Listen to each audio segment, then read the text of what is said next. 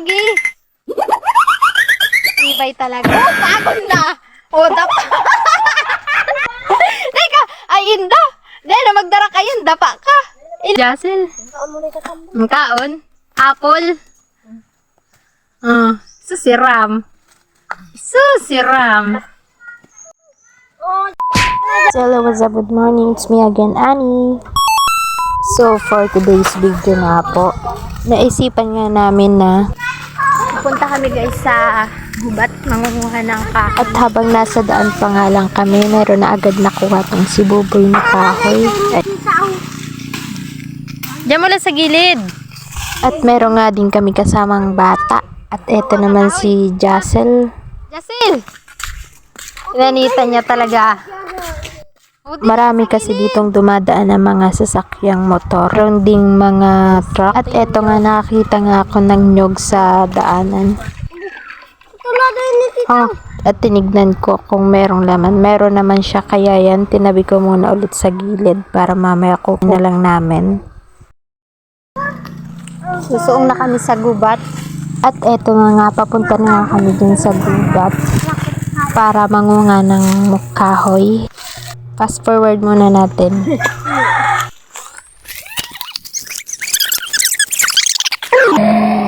Kamusta? Wala na!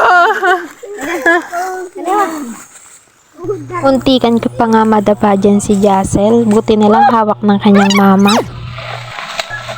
At nandito na nga kami. Eto, may nakita pala dyan ako na kahoy. Kaya yan, kinuha ko na din.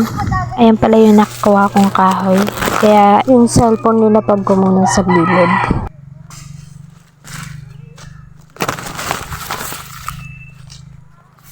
Guys, at ayan nga, meron pa nga akong nakitang kahoy. Kaya yan, pinuntahan ko muna at tinapag-ulit yung cellphone ko para makuha ko yung kahoy na nakita ko kanina.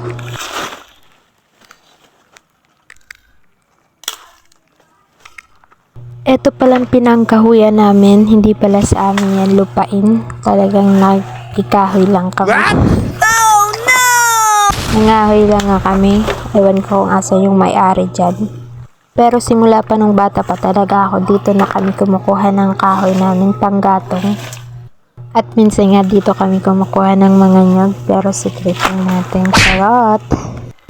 Wala din pala akong dalang itak dyan kasi di ko mahanap dun sa bahay namin kung asa yung itak. Kaya yan, kamay na lang muna yung pinanggamit ko para makuha ko yung mga kahoy na nakita ko. Nitan! Adio! So ayan nga pala lahat yung nakuha kong kahoy. Meron pa pala doon sa baba. Inipon-ipon ko pa nga muna bago ko sila itali. Ganap tayo dito.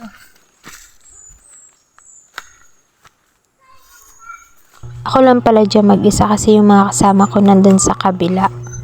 At eto, may narinig nga akong huni ng kuwaw, ubot-bot. Yung tawag sa amin dito. Takot. Merong kuwaw. Merong kuwaw na humuhuni. Kaya balik tayo dito. Fast forward na nga tayo. Ayan, nakita ko na sila. Kaya yan. Libreng kahoy dito sa aming probinsya. Walang silin-silin dito. Kahoy lang, sapat na. Libre, walang bayarin. Awot pala siya, awot. Layan pala siya, lubi-lubi, awot. Sorry. At ayun nga, nagkamali nga ako. Akala ko kasi lubi-lubi yun. Hindi pala. At nagtingin-tingin nga ako sa kapaligiran. Kaya ayan, nakakita ulit ako ng kahoy. Nakita ko nga yung pamangkin ko na tinatali yung mga kuha niyang kahoy. Kaya sabi ko ako na lang yung magtatali para mahigpit. At siya nga muna yung pinahawak ko ng cellphone para ma-videohan niya nga ako. Pagkatapos nga nun, eto nga pala yung nakuha kong mga kahoy. Kaya ayan, nilapag ko muna yung cellphone ko dyan para matalian ko yung nakuha kong kahoy dyan. At kaya nga pala ako sumama dyan sa bundok kasi nga nakakamiss pumunta sa bundok at manguha ng mga kahoy. Kasi bihira na nga akong pumunta sa bundok, kaya yan, sumama na nga ako dun sa aking pinsan. Pero simula pa nga bata, talagang kumukuha na kami ng kahoy kasi yan din talaga yung panggatong namin noon. At nang natapos ko na ngang talian lahat, nang nakuha kong mga kahoy, pinuntahan ko na din kina Cho, yung mga kasama ko. Dahil uuwi na nga din kami dyan kasi nga magluluto pa kami syempre. At eto na nga yung batang makulit na si Jassel. Hawak-hawak niya na yung kahoy niya na dadalhin. Ayan, tingnan niyo naman. Kay kuya! Dumala!